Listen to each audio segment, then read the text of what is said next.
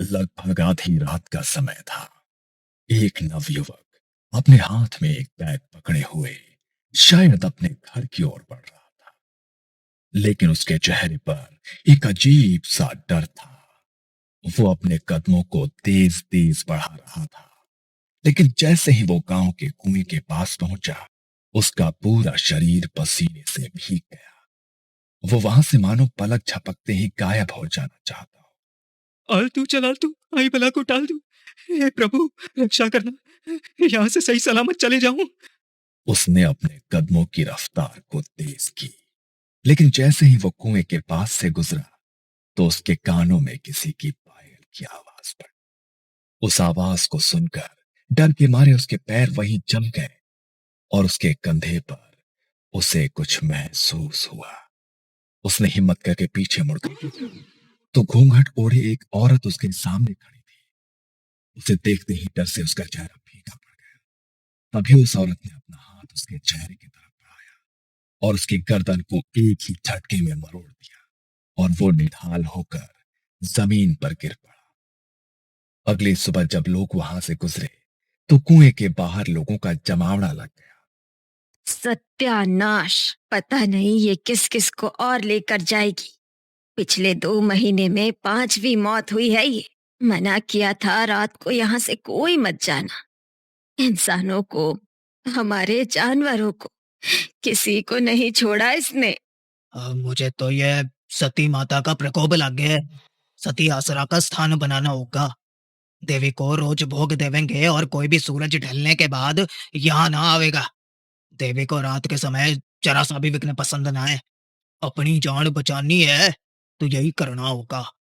माना जाता है कि गांव के कुएं और नदी पर सती आसरा का स्थान होता है, जिन्हें देवी का रूप माना जाता है। गांव में होने वाले इन हादसों की वजह से गांव वालों ने कुएं पर सती आसरा का एक छोटा सा मंदिर बनाया, जिसके भीतर कोई मूर्ति नहीं थी।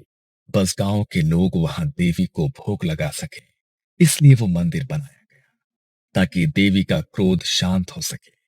लेकिन उसके बाद भी गांव में होने वाले वो हादसे।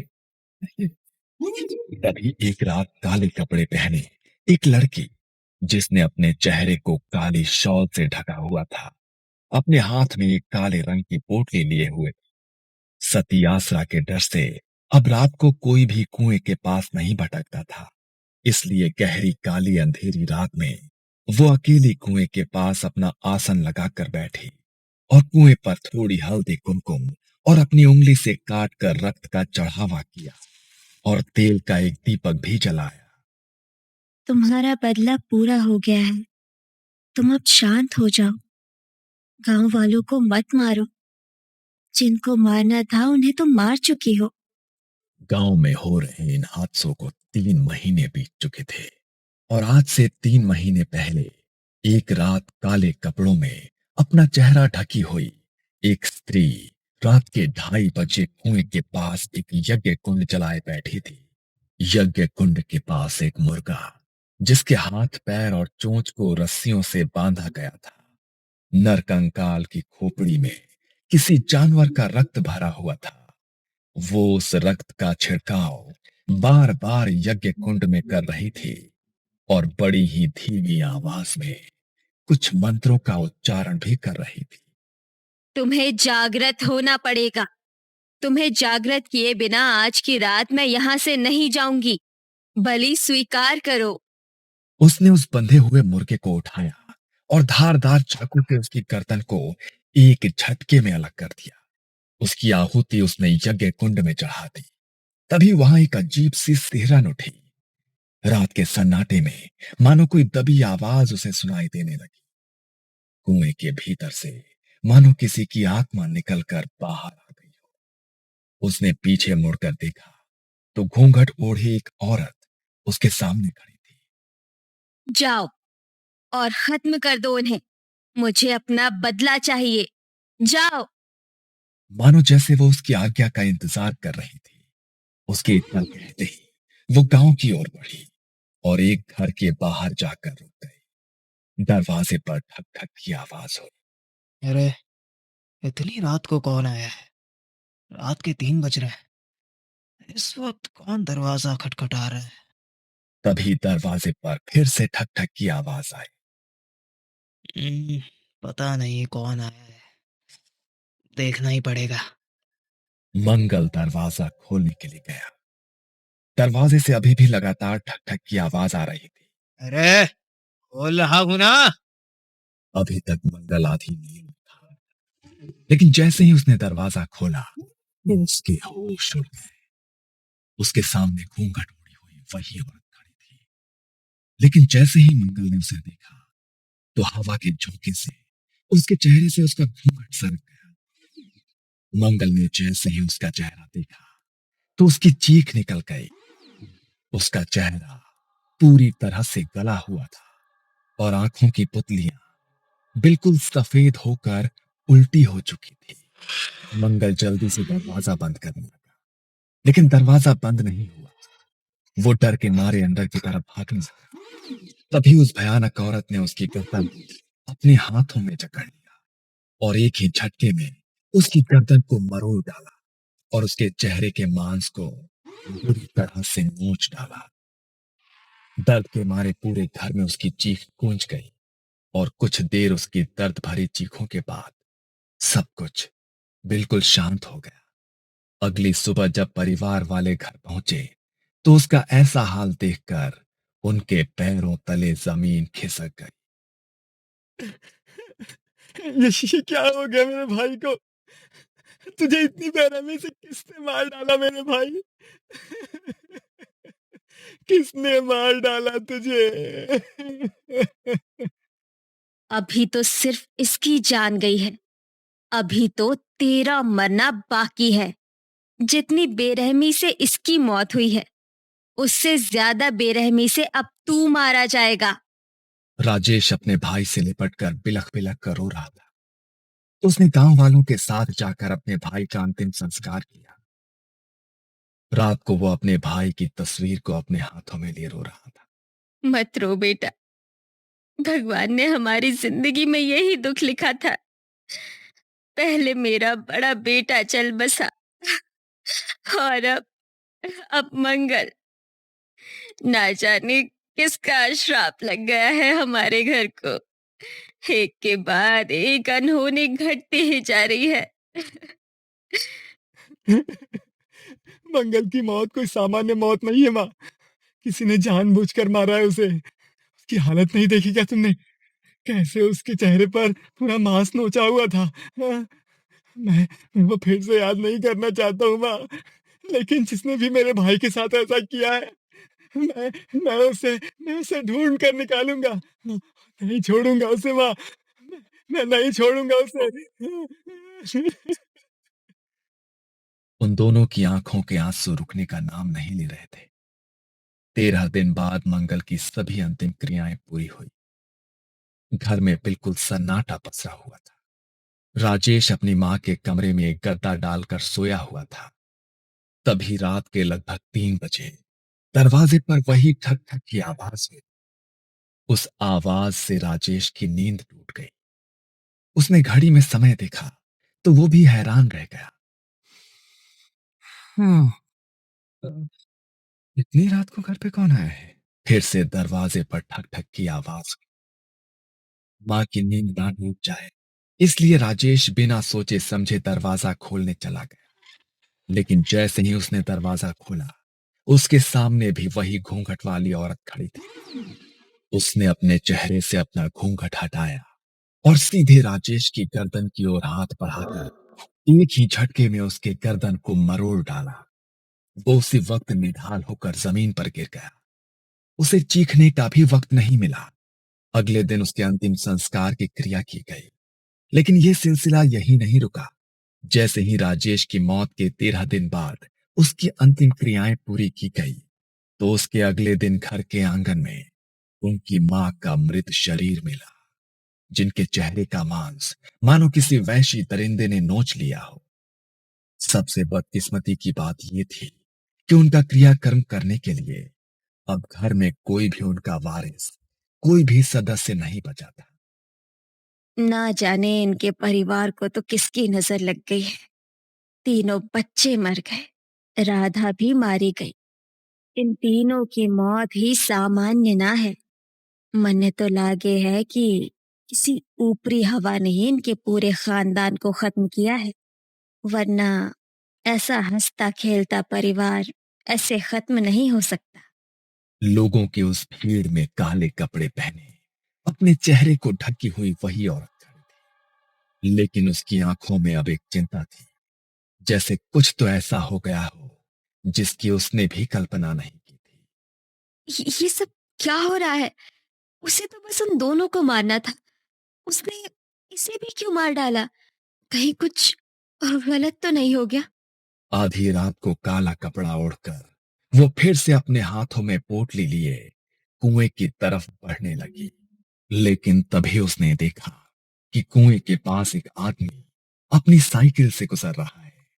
मगर देखते ही देखते वहां पायलों की आवाज गूंजी और उसके सामने घूंघट ओढ़ी वो स्त्री अचानक से आकर डर के मारे वो आदमी साइकिल से गिर पड़ा। वो उसकी ओर बढ़ी और उसने उसके शरीर की मांस को भी पूरी तरह से नोच डाला। उसकी चीखों की आवाज पूरे गांव में गूंज उठी। ये देखकर काले कपड़ों से खुद को ढकी माया के होश उड़ गए। वो तुरंत ही वहां से भागकर अपने घर पहुंचा। डर के मारे उसका पूरा शरीर कांप रहा था और आवाज हाँफ रही थी। ये सब क्या हो रहा है? मुझे उसे शांत करना होगा, वरना जो भी अब उस कुएं के पास से गुजरेगा वो उन सबको मार डालेगी। उसने उसे शांत करने की बहुत बार कोशिश की, लेकिन गांव में होने वाली मौतों की संख्या कम होने की बजाय दिन प्रतिदिन बढ़ती जा रही थी। इन हादसों को 3 महीने बीत चुके थे। माया अब अपनी आंखों के सामने किसी और को बलि चढ़ते हुए नहीं देखना चाहती थी।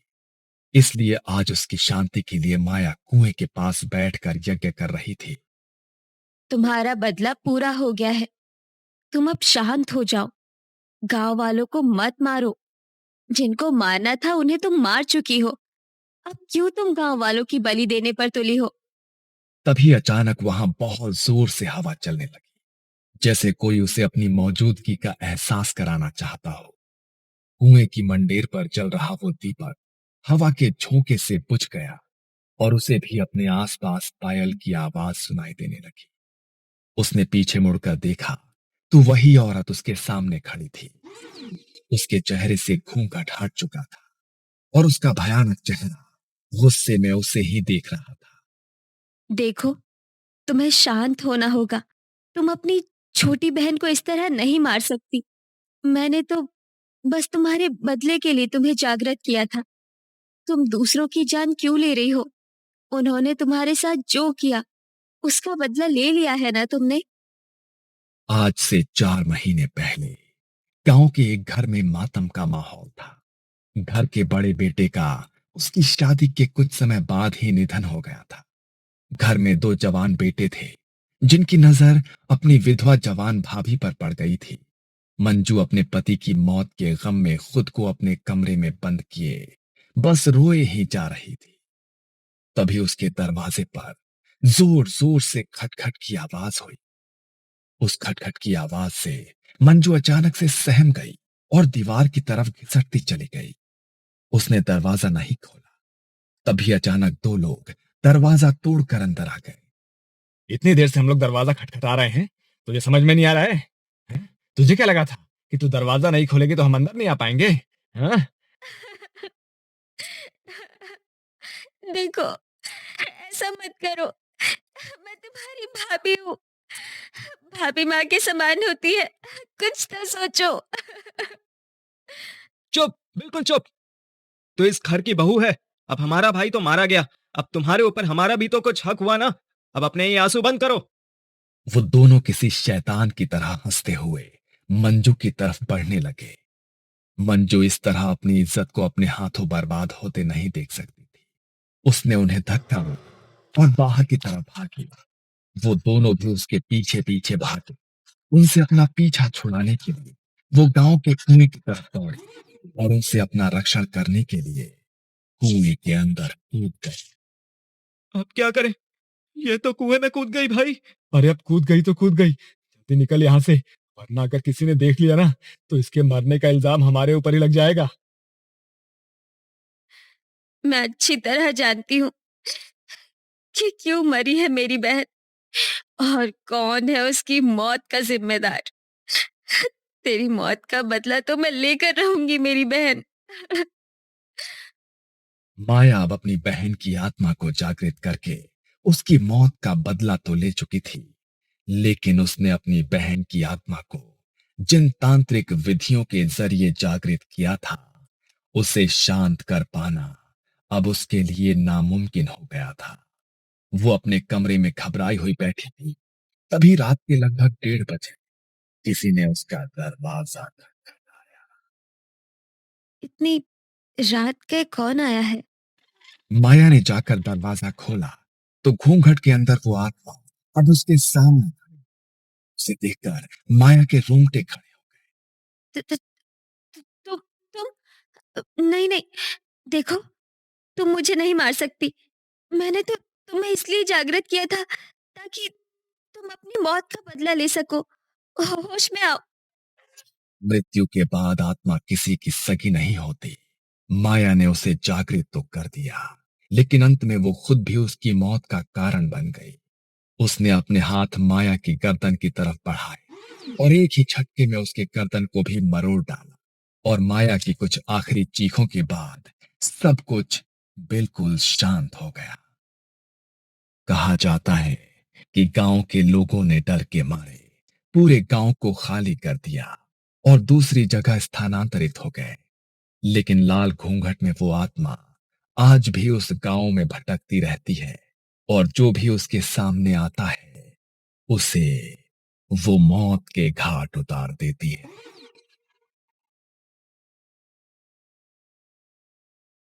ये कहानी आपको अच्छी लगी हो तो हमें सब्सक्राइब करें, हमारा इंस्टाग्राम और फेसबुक पेज जरूर फॉलो करें। अगर आपके पास ऐसी ही कोई कहानी हो तो हमें कमेंट बॉक्स में भेजें। हम कोशिश करेंगे कि अगली